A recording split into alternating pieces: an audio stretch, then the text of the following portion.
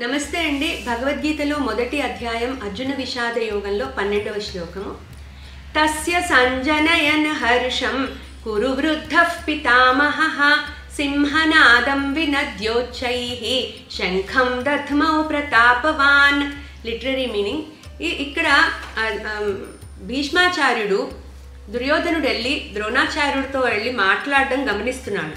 అయితే ఎప్పుడైతే దుర్యోధనుడు మనమందరం భీష్మాచార్యుడిని కాపాడుకోవాలి, ఆయన ఉన్నంతసేపు మనని ఎవరు ఓడించలేరు అన్న విషయం ద్రోణాచార్యుడితో చెప్పాడో, భీష్మాచార్యుడు ఒక ఇంత హర్షం వ్యక్తం చేస్తూ ఇంకా మనం యుద్ధం మొదలెడదాం అన్న ఉద్దేశంతో ఆయన శంఖాన్ని పూరించి ఇంకా యుద్ధాన్ని పెట్టడానికి సంకేతాన్ని ఇచ్చారు. పాంచజన్యం అకాడమీ నిర్వహించే ఎస్ఎల్పి, బీవైసీ, జిఎస్ఎస్ ప్రోగ్రామ్స్ ద్వారా మీ పిల్లలకు భగవద్గీత శ్లోకాలు, వాటి అర్థాలు నేర్పించండి. మరిన్ని వివరాలకు సంప్రదించండి 9866434528.